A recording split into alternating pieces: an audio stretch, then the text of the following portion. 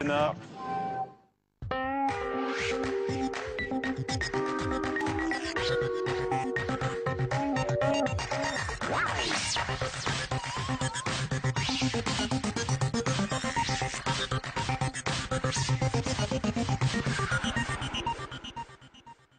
Bonjour à tous, bienvenue à bord de la Politique c'est net, la présidentielle vue du web. Vous me l'avez réclamé, nous allons le faire. La Politique c'est net a désormais un mot-clé officiel. Vous pouvez donc commenter l'émission sur Twitter avec le hashtag LPCN. Nous attendons vos commentaires, mais tout de suite, le sommaire. Au menu cette semaine, des premiers sites de candidats au chat en passant par les vidéos, sans oublier les réseaux sociaux, retour et mise en perspective des campagnes présidentielles. 2002-2012, 10 ans de nette campagne, c'est le débat du club des gazouilleurs. À suivre nettement plus, la chronique numérique d'Aude Baron, rédactrice en chef du site du Nouvel Obs, Le Plus. Mais tout de suite, c'est l'heure du Weborama, la revue du web subjective et néanmoins impartiale, le zapping des vidéos et des initiatives citoyennes passées au scanner par Paul Bouffard. Comment devenir prési-trader, enfin trader de la présidentielle? C'est simple, il suffit de s'inscrire sur Prési-Bourse. En ligne, les internautes peuvent désormais boursicoter. Ce jeu propose de parier virtuellement en temps réel sur les candidats comme s'il s'agissait d'actions. Analyse, portefeuille virtuel, classement des meilleurs traders, tout y est. À l'inscription, on dispose de 2500 points pour parier sur tel ou tel poulain. Les cours varient selon la publication d'un sondage ou en fonction des achats et des ventes. Pour l'instant, prudence sur la valeur Mélenchon ou encore Bayrou. Quant à Nicolas Sarkozy, suspense sur l'action. Avis aux Golden Boys, faites-vous un max de blé en spéculant sur le score des candidats dans les sondages, tous à vos prési-points.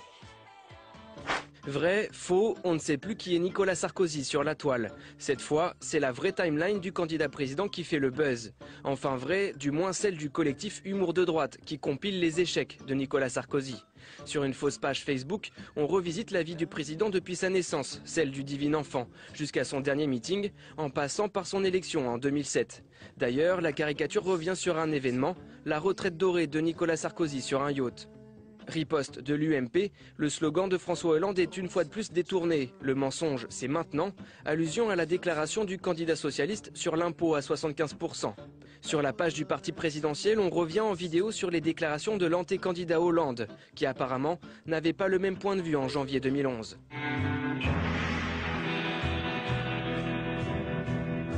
L'image de taux confiscatoire sur une toute petite fraction des contribuables n'aura aucun effet, puisque alors là, on est sûr des effets de délocalisation, et ne produira aucune recette. Vous avez peur pour Mme Bettencourt? Enfin, je veux dire, c'est pas. Je préfère qu'elle paye ses impôts en France. Décidément, le monde de la finance fait bon ménage avec la campagne électorale. Ça donne ça, Young & Poor, une agence de notation pour candidats mise en ligne par les collectifs Génération Précaire et Jeudi Noir. Comme le font Standard & Poor's ou Moody's avec les États, la très parodique Young & Poor note les présidentiables. Selon les collectifs, la note évalue les propositions qui ont un impact sur les jeunes. Pour l'instant, personne n'a le fameux triple A. On trouve plutôt des médiocres, comme François Hollande et son C. Même Eva Joly, chouchou de ces collectifs, n'obtient que la note C. Philippe Poutou est bon dernier de la classe avec son E. Il est jugé sans solution crédible. Nos invités nous ont rejoints sur le plateau. Arnaud Dacier, bonjour. Vous êtes entrepreneur dans le web. Vous avez participé à la campagne Internet de Nicolas Sarkozy en 2007 et vous avez quitté récemment l'UMP. Vous soutenez aujourd'hui François Bayrou. Bienvenue. Guy Berenbaum, vous êtes blogueur depuis la préhistoire du net. Vous êtes chroniqueur à Europe 1 où vous animez notamment l'excellente émission Des clics et des claques. Bienvenue sur ce plateau. Merci à vous. Enfin, Benoît Thiolin, vous êtes directeur de l'agence web la NetSquad et vous avez participé à la campagne web de Ségolène Royal en 2007 avec Désir d'avenir. Ravi de vous accueillir. Guy Berenbaum, une réaction à ce Weborama? Cette contre-campagne de l'UMP est totalement erronée, puisque quand on regarde la vidéo en entier, ce que nous sommes quand même quelques-uns à avoir fait, il y a une confusion totale qui est faite par l'équipe de la contre-riposte UMP, si ça existe encore, puisqu'il était question du taux moyen d'imposition et non pas d'un taux marginal. Et donc il y a une confusion, et donc ils ont ramassé de façon totalement malhonnête, mais c'est la règle du jeu sur le web, hein, on essaie de prendre des petits extraits, mais François Hollande ne parlait pas de la même chose, donc ça n'est pas exact. Benoît Thielin, Non, ce qui est Arnaud étonnant, Dacier. non, moi je trouve ça plutôt bien de certaine manière qu'il y ait des petites joutes comme ça, et un peu parodiques, et en même temps, on est vraiment dans l'infotainment dans cette campagne d'une certaine manière. Enfin, le peu qui marche, c'est vraiment ça, c'est-à-dire au fond, on va faire des petites répliques. Quelquefois, il y a quand même un peu de fond qui s'y raccroche. Il n'est pas forcément toujours véridique, mais on peut espérer que ça va se corriger. Non, en revanche, moi ce que je note, c'est les scores sont assez faibles. Je sais pas si vous êtes allé voir, mais le nombre de vidéos, le nombre de vues, par exemple, de ces vidéos, elle est vraiment très très faible. Bien, Donc, ce qui est assez bizarre, c'est qu'en fait, on sent qu'il y a une certaine intensité dans les combats de part et d'autre. Les équipes sont réactives, elles coupent, elles montent le lendemain matin, etc. C'est tweeté et tout. Mais pour l'instant, ça peine en fait à sortir des cercles de la campagne. Pas très grand public tout ça. En revanche, les lives sur Dailymotion et sur les sites des partis, les meetings sont très suivis. Ouais. Pourquoi le web parodique ne marche pas très bien?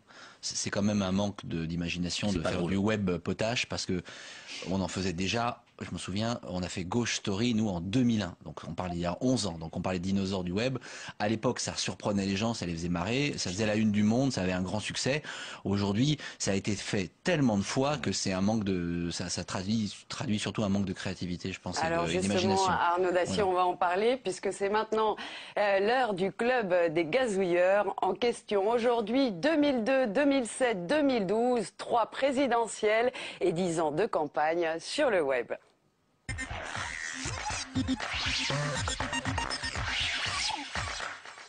2002, souvenez-vous de ce temps reculé où les smartphones n'existaient pas, les clés USB non plus, où quand on se branchait à Internet, il y avait un bip-bip étrange. À la préhistoire du web, les candidats à la présidentielle échafaudaient quand même leur premier site de campagne, plus proche du Minitel que du web 2.0. Puis 2007, le temps des blogs, et enfin 2012, avec l'avènement de Twitter, retour vers le futur en images avec Paul Bouffard. On l'aura compris, la bataille de l'Elysée se joue sur la toile. Twitter, Facebook ou encore course à la vidéo. La web campagne est en marche. Mais attendez, stop. Question 2012, ok, mais que faisait-on en 2002 sur la toile? Autre présidentielle, autre époque, autre méthode. En 2002, c'est l'esquisse des premiers sites de campagne. Révolutionnaires à l'époque, ils sont aujourd'hui d'un autre temps, surtout au niveau design, du HTML pur. Juste une biographie du candidat, quelques données de son programme et une zone contact par mail évidemment. Mais déjà certains ont compris le phénomène. Lionel Jospin réunit une équipe de 40 personnes pour gérer sa cybercampagne.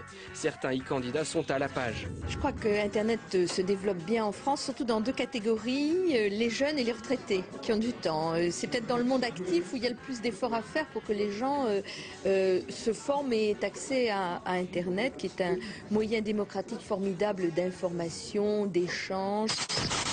En 2002, la geek des champs est déjà là avec ses disquettes et sa Game Boy. En 2007, l'aventure continue et les sites évoluent. Ils deviennent les vaisseaux amiraux de la campagne. Place à la couleur et à l'interactivité. Ségolène Royal a des désirs d'avenir et François Bayrou voit cet outil comme un site de rencontre. La présidentielle 2007 monte d'un cran avec les réseaux sociaux et connaît sa première flambée avec la folie des blogs.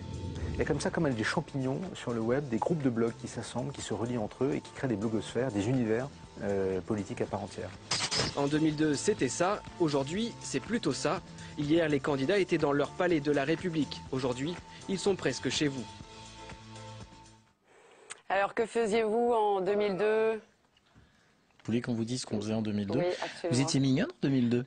Vous trouvez, j'ai pas trop changé? Vous êtes parfaite, vous étiez déjà parfaite. Je suis pourtant aussi un dinosaure, donc, mais Non. blague à part, vous faisiez quoi? Moi, en 2002, Bravo. j'étais éditeur et je publiais un livre scandale à l'époque, puisque c'était les mémoires d'Éric Alphen en pleine campagne présidentielle. Et c'était vraiment assez peu avec le support du web. Donc vous étiez plus papier que web. J'étais papier traditionnel et engagé dans un combat politique acharné contre les amis de l'époque d'Arnaud Dacier, qui lui-même faisait le site de Jacques Chirac, comme il vient de nous le dire. Alors vous faisiez le site de Jacques Chirac à l'époque, Arnaud Dacier? Alors nous, on est rentré dans la campagne de Jacques Chirac au pied de biche, puisque le jour de sa candidature surprise, début janvier, pas de site web. Et donc on a décidé 2 jours plus tard de faire le site web de Jacques Chirac. On l'a fait en 24 heures sans demander l'autorisation à personne. Quelles ont été les réactions justement des équipes de campagne? Il a fallu un peu ruer dans les brancards? Ils ont quand même pas tellement la culture Internet. On nous a dit bon, le site est bien fait, et puis il y a eu une colère froide. Je me souviens à l'époque, c'est Valérie Pécresse qui était en charge de ça au cabinet de Jacques Chirac, toute jeunette aussi. Et donc ils nous ont intégrés, ils ont eu l'intelligence de nous intégrer à l'équipe de campagne, et on a cohabité pendant plusieurs mois avec l'équipe officielle. Ça ressemblait à quoi? Parce que finalement il y a pas mal de téléspectateurs qui n'ont pas connu. Nous aurions dû faire la campagne de Madelin normalement. Et on l'avait pas faite parce qu'il avait refusé notre vision. Et nous, notre vision, c'était celle qu'on avait vue mettre en œuvre par George Bush en 2000 aux États-Unis, c'est-à-dire le web, ça sert à mobiliser les gens, à organiser les gens sur le terrain, et pas à faire de la propagande et de la télévision web. Et donc, nous, on voulait faire une campagne de mobilisation. On a essayé de le faire un peu avec Chirac, pas forcément bien réussi. On a mieux réussi notre coup en 2007. Le mulot, tout ça, c'est... On était quand même dans une époque où il y avait... moi j'étais dans l'équipe de Jospin à l'époque, et alors c'était pas... C'était vraiment 40, parce que j'entendais 40. Non, en fait je pense qu'il y avait... Non, ce qui était vrai, c'est qu'il y avait une bonne trentaine de personnes qui étaient dans la réponse au courrier électronique. Ça en était vraiment à l'époque où il y avait 2 ou 3 choses qui quand même étaient en gros une préoccupation de la campagne, c'était répondre au courrier papier. Et du coup, le mail avait été un engorgement incroyable, et du coup il y avait une grosse équipe qui répondait à ça. Il y a eu des tentatives sur les vidéos, c'était plutôt marrant en fait, c'est une campagne avec une très grande liberté. Au fond, on pouvait un peu faire ce qu'on veut, parce que globalement, il y avait quasiment pas d'audience. C'était très réussi le résultat. Il y avait pas d'audience, quoi. Il y avait des vidéos, en gros, personne ne les regardait. Et pourtant, il y a pas mal de vidéos qui étaient faites. Il y avait des tentatives de faire une campagne plus parodique. Vous retransmettiez un peu les réunions publiques, parce que j'ai visionné les archives. Ça marchait pas très bien d'ailleurs. Ça plantait, les serveurs s'effondraient. Alors pourtant, il n'y a pas grand monde qui le regardait, mais bon, c'était très laborieux. Et puis, c'était la grande époque des chats.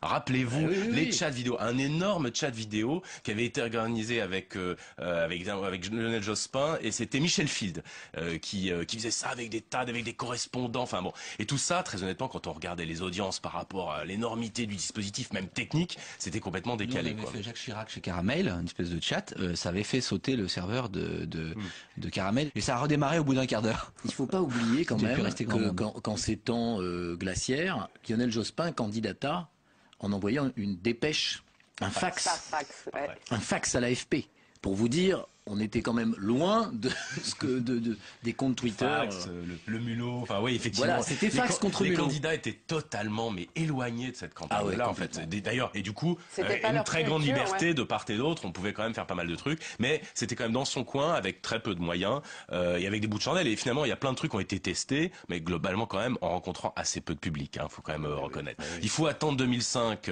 pour que vraiment les politiques se prenant une grosse claque, pour reprendre une partie du titre de ton émission, le référendum. Pour que vraiment les politiques se disent ça y est, Internet est devenu en tout cas un espace de débat public majeur dans lequel il faut absolument s'investir. 80% de ce qu'on a coutume d'appeler, ou 90% les éditocrates de ce pays, c'est-à-dire les journalistes, les gens qui pensent, qui se croient leaders d'opinion, qui vont tous dans le même sens, qui disent à la France entière, matin, midi et soir, votez oui, votez oui, votez oui. Et puis sur le net, un gars qui s'appelle Étienne Chouard qui commence à agréger avec une espèce de pétition en ligne, un site, des gens, et puis ça monte, et puis ça monte, et puis c'est le nom qui gagne, ils prennent tous l'immeuble sur la tête. Et là, ils se disent, Benoît a raison, oh là là, Internet, ça existe en fait. Donc c'est 2005 véritablement l'explosion. C'est un tournant. Quel est votre rôle précis en 2006-2007 auprès de Ségolène Royal? Moi je la rejoins fin 2005.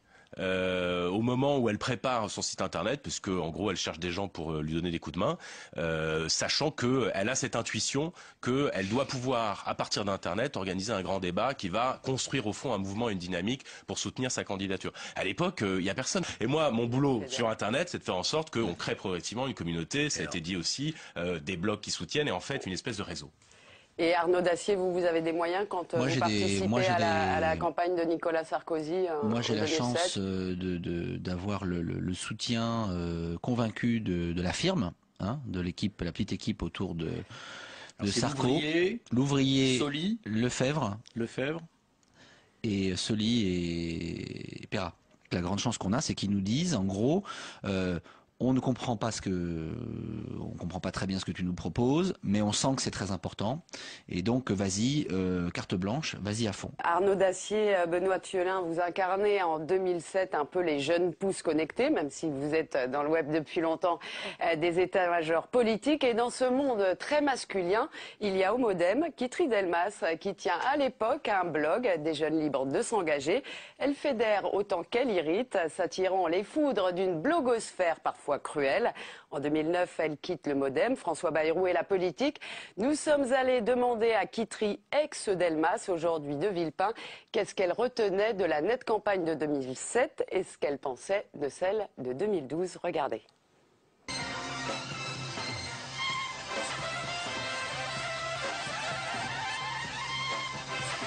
En 2007, c'était pour moi la campagne des citoyens et des blogueurs citoyens, des personnes qui étaient inconnues des grands médias, qui étaient inconnues des politiques et qui se sont invitées dans la campagne, qui ont découvert que finalement ils n'étaient pas si éloignés que ça dans des événements comme la République des blogs, donc des militants de gauche qui discutaient avec des militants de droite, du centre, des observateurs de la campagne, des acteurs de la campagne donc en ligne. Alors ça poussait les politiques dans leur retranchement et c'était la première fois que les politiques étaient confrontés à leurs propres paroles. Donc, je ne sais pas si vous vous souvenez de la vidéo de Ségolène Royal avec les profs, où voilà, il fallait assumer une parole politique qui avait été énoncée dans d'autres cadres que celle de la campagne nationale. Donc, c'était la première fois qu'ils se retrouvaient confrontés à leurs propres paroles. Et puis, c'était aussi des têtes nouvelles qui étaient donc aux manettes des campagnes web, qui se retrouvaient invités dans les médias et qui incarnaient du coup l'équipe des présidents et des candidats à la présidentielle. Et donc, c'était aussi intéressant, c'était des visages un peu nouveaux. Ce qui est marrant aujourd'hui, c'est qu'on peut interpeller en direct les candidats. Donc ça c'est assez sympa. Après le reste, moi je suis un peu déçue par les initiatives et je trouve que ça manque un peu de fraîcheur. Tout le monde a dit après Obama, il va falloir faire du Obama. Voilà, personne n'est capable de le faire. En fait, on est beaucoup dans la communication pure et on n'a pas trouvé dans Internet une nouvelle façon de réinventer la politique. Guy Berenbaum. Ben, c'est drôle parce que en fait, donc moi à l'époque, je suis blogueur sur le site 20minutes.fr qui m'avait demandé de venir un peu animer tout ça. Et j'ai un blog qui s'appelle Domaine d'extension de la lutte qui va vite devenir un truc qui va m'échapper d'ailleurs parce que les lecteurs sont encore plus radicaux, encore plus rebelles, etc. Et il se trouve que après le premier tour de l'élection présidentielle, je vais au siège du Modem et je recueille, enfin qui n'est pas encore le Modem vraiment, qui est au siège de François Bayrou, et je recueille un texte de Guitry Delmas qui, sur mon blog, appelle à soutenir Ségolène Royal au deuxième tour, de manière à illustrer la liberté de parole dont elle passe, alors que vous vous souvenez que François Bayrou, il se tortille un petit peu, et puis il laisse pas... Il y a eu le débat de l'entre-deux tours. Absolument, et donc c'est sur mon blog que ça se passe à l'époque, et les blogs... Donc c'est l'explosion des blogs. Hein, voilà, c'est vraiment l'explosion des blogs, de cette blogosphère incroyable, où des gens de gauche, du centre... Et ce ne sont pas que des journalistes, des militants, hein, il y a des citoyens lambda, j'ai envie de dire. On a vraiment vécu 2005 et 2007 une campagne en fait hyper désintermédiée. Désintermédiée dans tous les sens, c'est-à-dire dans les équipes de campagne, la campagne Internet, elle n'est pas très contrôlée par le grand directeur de la campagne qui gère la campagne sérieuse. Ça, c'est d'un côté. Donc ça fait émerger des gens comme moi, comme Arnaud, etc. Et effectivement, Guitry, on se retrouve sur des plateaux, assumer au fond la campagne Internet et de manière un peu autonome. Et puis de l'autre, les journalistes aussi, ceux qui en fait jouent leur rôle de décryptage, d'aller chercher l'information, etc. Ce ne sont pas les journalistes de la presse écrite traditionnelle qui le font. Ce sont parfois des jeunes journalistes et souvent beaucoup des blogueurs. Donc on a eu une campagne en fait qui était hyper autonome. Et puis là elle les prend de court, ils s'attendent pas du tout à ce qu'elle soutienne Ségolène Royal, ça met un bordel à l'époque. Ouais, elle s'en est pris quand même. Elle s'en est pris plein la figure, c'était absolument terrible, mais c'est là que ça se passait quoi. Et alors, elle le dit aussi, en 2007, les politiques, je ne sais pas si c'est la première fois, mais sont soumis à leurs propres paroles. On se souvient donc de la vidéo de Ségolène Royal des 35 heures, des proposant 35 heures aux profs de travailler à 35 heures. C'était à la primaire. C'était dans le cadre de la fin des primaires. Ouais. C'était à la fin de la primaire et c'était... je ne crois pas révéler un grand scoop en disant que c'était un coup d'une équipe concurrente socialiste, parce qu'il ne faut pas croire que cette vidéo, elle est diffusée par des ennemis. Elle est diffusée par... Je crois bien que c'était... Je me demande si c'est pas dans l'équipe de Dominique Strauss-Kahn que c'est parti. On le dit. Et d'ailleurs, nous, on l'a pas beaucoup utilisé parce qu'on s'est dit, elle va se rendre sympathique auprès de notre électorat avec cette vidéo. Et donc, ça partait en interne, quoi. Donc là, c'est la base. 35 heures, c'est encore au-dessus des déclarations de Sarkozy de la semaine dernière. Donc là, c'est la bataille interne pour la primaire. C'est pas encore le gros... Mais c'est quand même une tendance. Vous aussi, vous avez sorti des vidéos. Il est arrivé de faire d'énormes défis. Oh là là, me parlez pas de ça. Appelant à voter François Bayrou. 2007, c'est la campagne de la vidéo. C'est la campagne de la vidéo. C'est un peu le sacre des plateformes de partage de vidéos, YouTube et Dailymotion, Arnaud Dacier. Tout à fait. Et puis vous lancez aussi la NSTV. Voilà, il y a une web TV chez Sarkozy parce qu'on se rend compte l'année précédente que la vidéo, c'est ce que les gens consomment de plus en plus sur le web, et c'est aussi le média politique par excellence parce que c'est le média qui véhicule de l'émotion, éventuellement de la pédagogie. En tout cas, qui permet de faire passer les messages de façon beaucoup plus forte qu'un pauvre texte et des photos qui ennuient tout le monde. En même temps, les chats continuent, puisque moi j'étais allée au QG de Ségolène Royal et vous animiez Benoît Thiolin toutes les semaines des chats avec un enthousiasme sans cesse renouvelé. Alors, il y a un autre truc tout à fait extraordinaire, c'est que c'est sur domaine d'extension de la lutte qu'on a été parmi les premiers, parce que quelqu'un m'en a donné l'idée, à faire pendant les émissions politiques des chats dans les commentaires des blogs. Et c'était extraordinaire, il y avait des 400... Oui, il y avait... Et c'était pré-Twitter, c'est-à-dire que quand je vois maintenant sur les sites d'infos les gens faire des lives, c'est exactement ce qu'on faisait dans les commentaires des blogs, en direct, en regardant la télévision. Alors il y avait aussi une des grandes nouveautés de la net campagne en 2007, c'est Second Life, un monde virtuel où à l'époque tous les candidats se ruent, de Nicolas Sarkozy à Ségolène Royal en passant par Jean-Marie Le Pen. Voyez ce reportage du 19-20 diffusé le 13 mars 2007 sur France 3. Pour mener la campagne de Nicolas Sarkozy, il y a le siège de la rue d'Anguin et depuis peu, il existe un deuxième QG. Créé par un spécialiste de l'Internet, il n'existe que dans un jeu online appelé Second Life, comprenez Deuxième Vie. Donc là, c'est mon avatar, c'est moi dans Second Life, qui est un monde virtuel dans lequel 4 millions de personnes dans le monde se sont inscrites. Et vous pouvez faire des tas de choses que vous ne pouvez pas faire dans la vie réelle, comme voler par exemple. Vous voyez, je vole et je vais m'approcher comme ça de l'île Sarkozy. Une île Sarkozy, en pointe de la campagne virtuelle. Ici, tout est prévu. Accessible en permanence, le lieu se veut un espace de rencontre et de débat. On se défend du simple coup de pub pour le candidat. La sanction sur Internet est immédiate. Si c'est du marketing, si c'est pas intéressant, les gens ne viennent pas. Et là, c'est l'inverse, on a 30 000 personnes chaque jour. Au QG virtuel de Ségolène Royal, on tente de diffuser des débats audio en direct. Les forums sur nos blogs, il n'y a pas d'attaque personnelle, on se consacre au fond. Les animateurs répondent aux questions des personnes présentes, mais il y en a peu. L'espace ne peut accueillir plus de 40 personnes. Pourtant ici, on est persuadé que Second Life est l'avenir. Et demain, dans 2 ans, dans 3 ans, Second Life, ce genre d'univers, sera le nouveau web.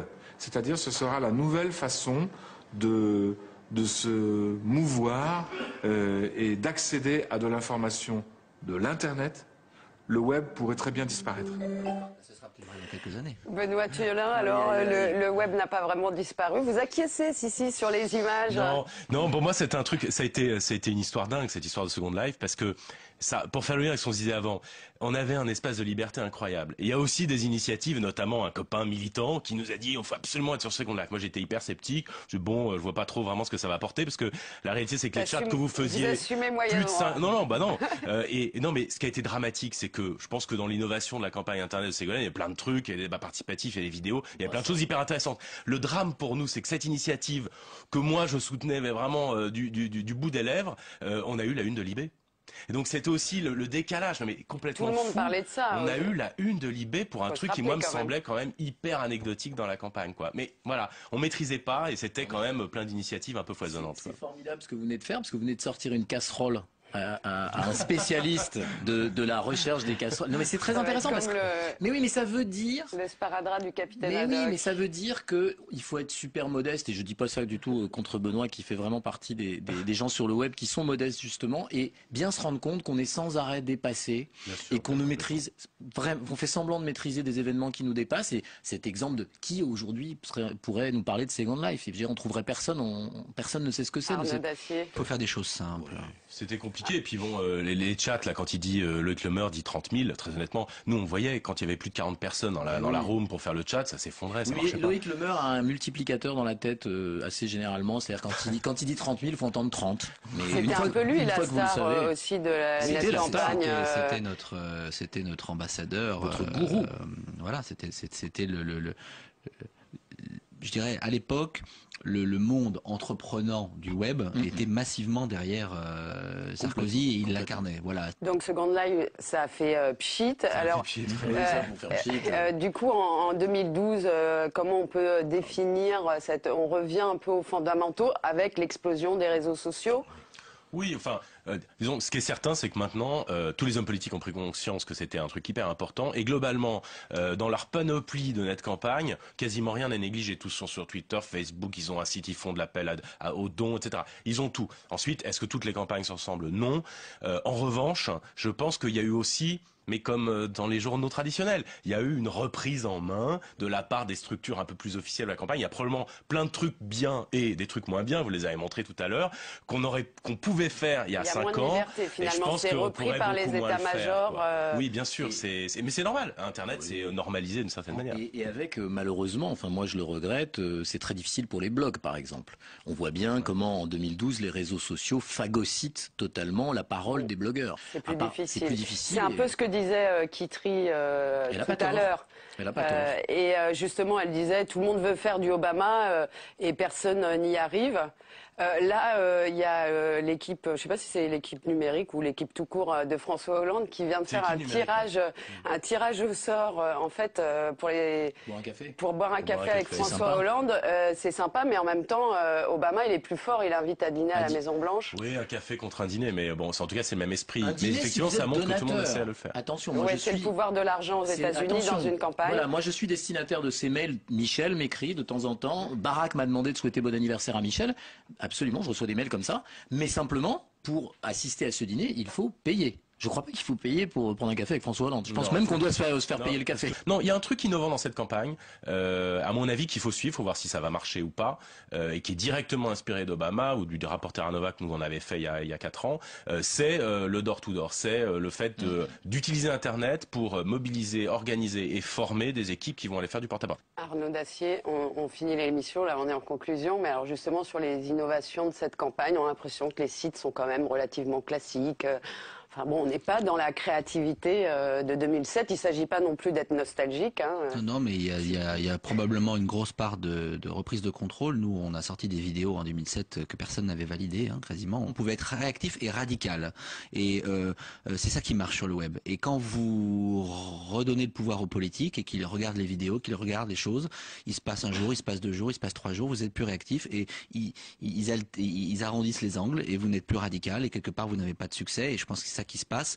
Par ailleurs, la campagne en général est ennuyeuse, elle n'est pas très intéressante et le web, c'est le reflet aussi de la campagne réelle. Il y a un phénomène qui n'existait pas et qui commence même à infuser dans les médias mainstream, qui est la vérification en direct des bêtises que disent les politiques. Et ça, quand même, c'est la grande nouveauté de la campagne 2012, avec tous les médias qui s'y sont mis, tous les sites d'infos qui s'y sont mis. Et ça, pour moi, c'est absolument vital. Benoît, je vous demanderai pas en 2017 ce que pourrait être la nette campagne, parce qu'on voit bien que la prospective, c'est difficile. C'est très dur. Merci à mes gazouilleurs du jour d'être venus sur ce plateau. C'est maintenant l'heure de Nettement Plus, la chronique numérique d'Aude Baron, rédactrice en chef du site du Nouvel Obs, Le Plus.